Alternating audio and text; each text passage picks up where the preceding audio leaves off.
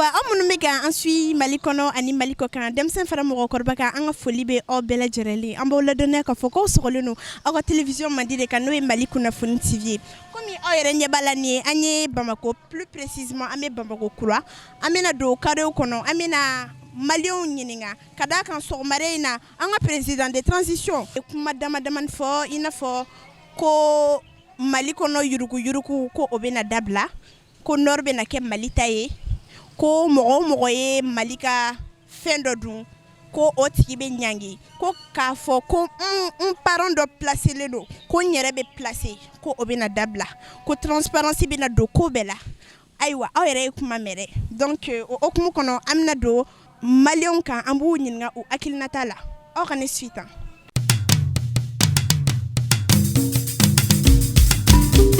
Kuma Bah, ça va? Se k'i yɛrɛ fɔ an filɛlikɛbagaw ye dɔɔni. E Saka Bagayogo de ye Mɔgɔkura.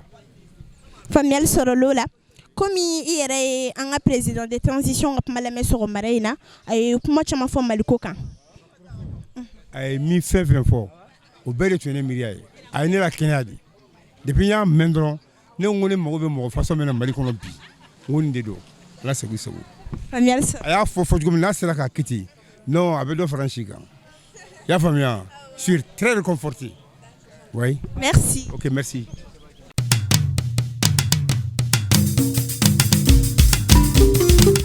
Ne fa ni ɲankuma. Aba n cɛ. I bɛ se k'i yɛrɛ fɔ an filɛlikɛbagaw ye dɔɔni. Ne ye Jakarija Sumunu. Ne bɛ Bamakɔ kura yan. Faamuyali sɔrɔla o la komi i yɛrɛ ye an ka président de transition ka kuma lamɛn sɔgɔmada in na n'i bɛ se k'i hakilinata di o ko kan. Ok, président de transition ye kuma minnu fɔ sɔgɔmada in na vraiment a kɛra an kɔni bolo nisɔndiya ko ye c'est à dire n'i y'a lakɔlɔsi jamana in kɔnɔ yan mɔgɔw bɛ kuma discours baw kɛ mais an mago bɛ min na o ye waleyaliw de ye bon en réalité ne kɔni b'a ye cogo min ani n bɛ faamuyali min sɔrɔ a ka kuma ninnu kɔnɔ a b'a jira k'a fɔ ko a nin bɛ jamana in kan donc vraiment o kɔni kɛra fɛn ye min nisɔndiya bonyara anw kan kosɛbɛ yan. Voilà justement donc on aimerait que a ka taga n'o sira ye o de bɛ se k'an bɔ ne ɲɛ tɛ sira fila foyi la ne ni sira tilennen ninnu tɛ donc ne ninnu tɛ dɔrɔn ale an bɔra min kɔnɔ an bɛ sigi o ko kelen de kɔnɔ vraiment donc a ka discours kɛra fɛn ye min diyara ne ye kosɛbɛ kosɛbɛ kosɛbɛ vraiment hakili sigira et puis n jigi ka ɲi quoi voilà. Faamuyali sɔrɔ. Merci. I merci. Ok o diyara n ye k'an bɛn.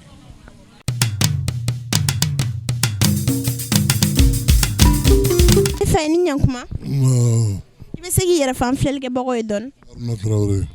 Faamuyali sɔrɔla o la komi i yɛrɛ b'a kalama président de transition kura bɛ Mali la donc an bɛ i hakilinata ɲininkali kɛ ale ka ko kan. Ayiwa bon mɔgɔ min kɔni don ne b'a dɔn cogo min kɔrɔlen ale min sigilen filɛ nin ye je crois que taabolo ka ɲi a ɲana yɛrɛ de ne yɛrɛ kɔni bolo a ɲana fiyewu jamana bɛ bɔ dingɛ kɔnɔ sisan n'Ala sɔnna a ma parce que intégrité min bɛ fɔ a yɛrɛ la toujours n'a b'o kan jamana bɛ bɔ dingɛ kɔnɔ n'Ala sɔnna a ma. N ce.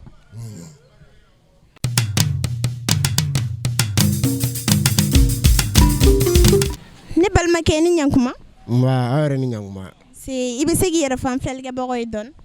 Mohamed Sako journaliste reporter sur les réseaux maliens. Faamuyali sɔrɔla o la komi i yɛrɛ fɔ k'i ye journaliste ye n b'a dɔn i bɛ fɛn caman kalama an ka président de transition ka sɔgɔmada in na discours la a n'a ka vice président donc o hukumu kɔnɔ n'i bɛ se k'i hakilinata di o ko kan. Bon hakilinata min bɛ ne fɛ c'est à dire an tun bɛ discours la a ye kuma caman fɔ a ye mɔgɔw hakili sigi a ye hakili sigi kuma caman fɔ yen nɔ bon an bɛ dugawu de kɛ fanga mun kalifala la a ka se ka Mali bɛ dingɛ mun kɔnɔ a ka se k'an bɔ dingɛ kɔnɔna na an bɛɛ ka jɛ k'an bolo di ɲɔgɔn ma parce que baara in a ma nɔgɔn a fɔ a ma nɔgɔn président caman tɛmɛna c'est à dire n'i tɛ fɛn mun kɔnɔna na i tɛ se ka n t'a dɔn n b'a ɲɛf'i ye cogo min na i tɛ se k'a kuma a ko kan quoi mais an bɛ dugawu de kɛ dɔrɔn président kura mun sigira an kun na n'a ka hɛrɛ b'a la ni jamana kɔnɔdenw ka hɛrɛ bɛ fɛn mun na Ala k'o latigɛ yan. Amina.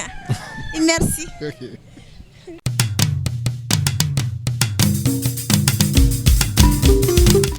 Ne balimakɛ ni ɲankuma. An ba n cɛ. I bɛ se k'i yɛrɛ fɔ an filɛlikɛbagaw ye dɔɔni. Moi c'est Mama Koulibaly. Je suis démarcheur d'imprimerie.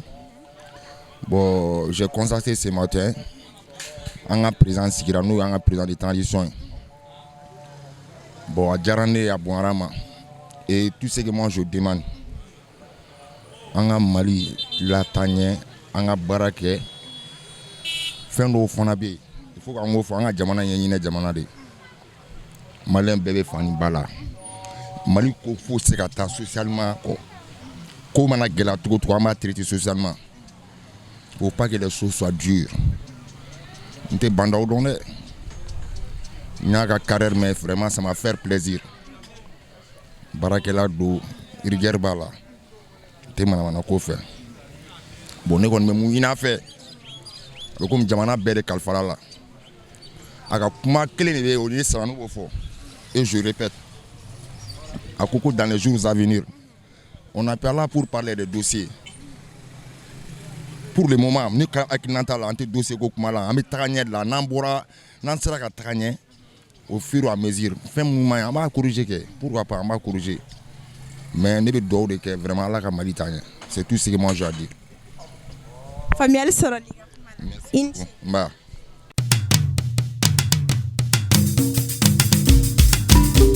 Balmakeni Nyankuma. Ma noir. Il va seguir fan flègue boydon. On est trois Sulemani Yatara bon courant. Famille Sorolola. Un président de transition et matchama fo sur marena. Donc ame feki nyingala I hakilnata e munyo koka. Bon, président ni vraiment a mis fo ni ne connais vraiment a jarane. Bon, moi mun do fana mo la dire mo do ate do manamana kola sere de kada ka borola. Donc mo ni fini na gra to ni do manya do benya. Bon ni debine ado do debi nga do nya do ni client di wa sebekela de fana do. Bon ni nga jamana tabulo nyapaga. Mais ambe mi ni ala fe. Ya rabbi ya mala ka nya ka dama. Ala ka an na fama bon ni na. Anga je kan bulo di nyoma. Mali yan bere tawo. Ni kala kala abe chanjo abe chambede na nya na be chambede. Bon ambe do de ke vraiment bandaw ala ya wole kan dama. Ya rabbi juma ina ala ka nya ka dama. Ala ka an ne bandaw ala ka na kambe ala ka ngem famel baka. Politicien o kan be bampe anga janga ko ke kelen. Anga bo dinga ngono ere ka do jamana ngono na so bola o sengane parande lebu hono olu kravete bon mera ke sababu ye yara bi yamane solo kote ni anga here da lele nde mali koro blene mali kura de yara bi jumaina ni kalo kle mwani duro setamuro yara bi yamana la ma pashe amba la kale shidi nyoma na la sona sebe kala de na lenfla kabranga dogo abe gadi gore yala musa tara le ko fuga na bla bila at maye mana kola moi ni mi mi bo de fo ni ma mi eto fo banda la dira mo do sebekela do mo klenen do albi anga je ka hakli di nyoma ka sababu ka kwa ni ngoni ni anga herade nali nala sona mande solo kote Merci wa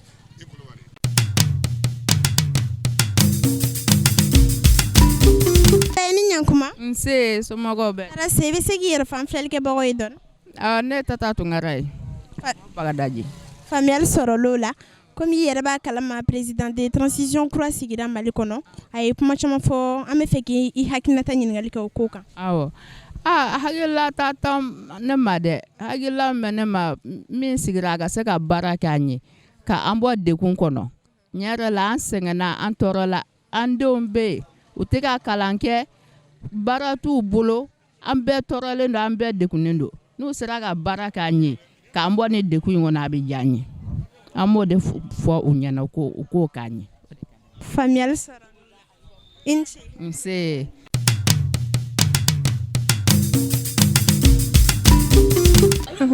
ne balmakeni Nyankuma ani antuma ne banamso ibe seguir fan flègue boydon ne Mamadi Sangare ne be baraka bango kura Famille Sorolola.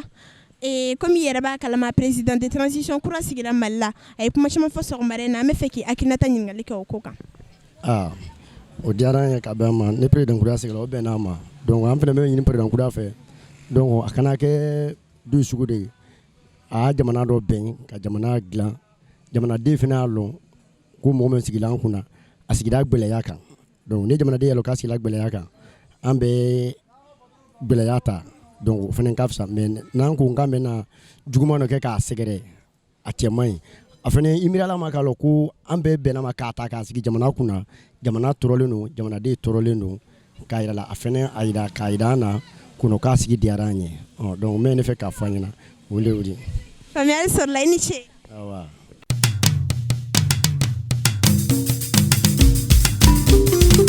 ne fɛ ni ɲankuma. ouais n b'a ni ɲankuma. i se k'i yɛrɛ fan filɛlikɛbagaw ye dɔɔni. ouais ne tɔgɔ Lamini Ayidara je suis à Bamakɔ kura. faamuyali sɔrɔla o la sɔgɔmada in na an ka président de transition kura ye kuma caman fɔ an bɛ fɛ k'i hakilinata ɲininkali kɛ o ko kan. bon a diyara n ye a bonyara n ma président kura min sigira vraiment o k'a to a ka baara kɛ tranquillement n y'a faamu a kana mɔgɔ si ka pression lamɛn quoi a ka baara kɛ n'a yɛrɛ hakilina ye a n'a ka conseiller minnu b'a kɛrɛfɛ a ka baara kɛ n'olu hakilina ye parce que jamana in tiɲɛbaga anw yɛrɛ de ye quoi. Bon, les journalistes bɛ kuma ni fɛn minnu fɔ vraiment c'est pas joli à dire parce que Mali sɛgɛrɛ yɛrɛ journalistes de b'a labɔ quoi donc il faut que o ko dabila dɔɔni donc vraiment président min sigira ne b'a dɔn depuis a ma kɛ président ye ne yɛrɛ b'a dɔn donc baarakɛla don mais n'u y'a la énervé n bɛ mun f'i ye a b'a bila dɛ a b'a bila parce que n'an ye confiance ta k'a d'a kan k'a sigi a kan ka transition a k'a gérer i naani in kɔnɔna la vraiment a bɛ se k'an bɔ dingɛ kɔnɔ bon hakilina minnu bɛ sɔrɔdasi ninnu fana la a kɛrɛfɛ n'u farala ɲɔgɔn kan u bɛ se k'an bɔ dingɛ kɔnɔ mais fo anw maliyɛnw ka kuma an ma mun mɛn k'a lakali f'an k'o de dabila ka président dɛmɛ a ka baara kɛ donc vraiment o de ye ne hakilinata ye k'a lase aw ma quoi. faamuyali sɔrɔla i ni ce. madame merci.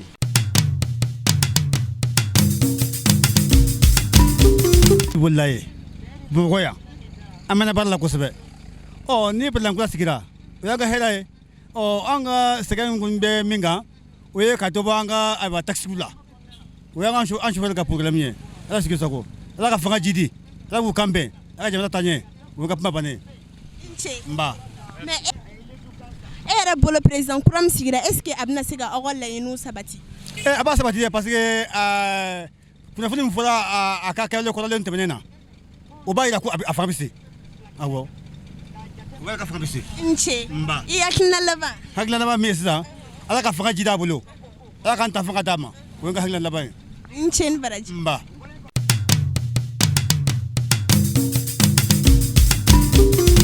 ne ba i ni ɲankuma. nse somɔgɔ. i bɛ se k'i yɛrɛ fan filɛlikɛbagaw ye dɔɔni. ne tɔgɔ ye Fatuma Ture. faamuyali sɔrɔla o la komi yɛrɛ b'a kalama président de transition kura sigira Mali la sɔgɔmada in na an bɛ fɛ k'i hakilinata ɲininkali kɛ a ka ko kan. bon tiɲɛ yɛrɛ la ne kɔni hakilinata ye ala ka yɛrɛ kɛ jamana in ala ka jamana in basigi bon tiɲɛ yɛrɛ la o de ye ne hakilinata ye. o de ye hakilina ye. awɔ. ne yɛrɛ bolo est ce que a bɛna se k'an ka laɲiniw sabatiya. bon tiɲɛ yɛrɛ la ne tɛ se ka fɛn fɔ o la ne tɛ se ka fɔ cogo la ne kɔni bɛ se ka mun fɔ dɔrɔn ala ka yɛrɛ kɛ jamana in ye ne bɛ se k'o dɔrɔn ne fɔ. merci. de rien.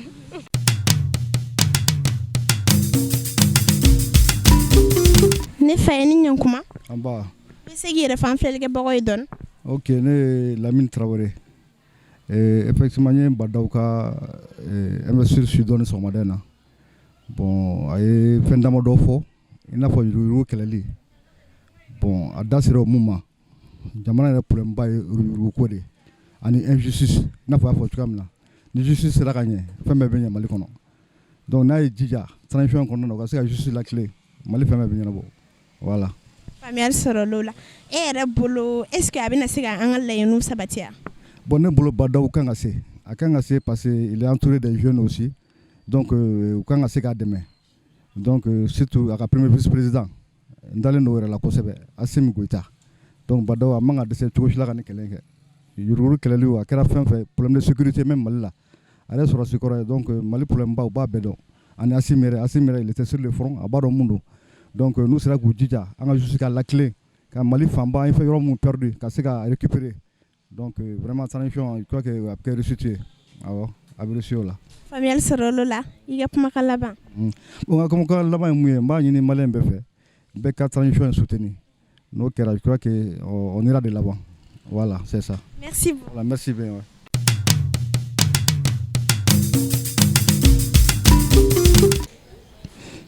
Bonjour mon père. Bonjour.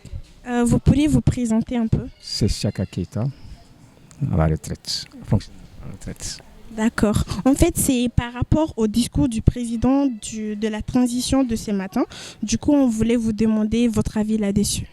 C'est que tout ce qu'il a dit, c'est quand même quelque chose d'abord qui est concevable pour un départ. On ne sait pas ce qui va advenir après, quoi. En tout cas, je sais que vraiment c'est quand même une très bonne chose quand même. Mais en fait, pour vous, est-ce qu'il pourra faire les choses qu'il a dit? Est-ce qu'il pourra... Il pourra le faire.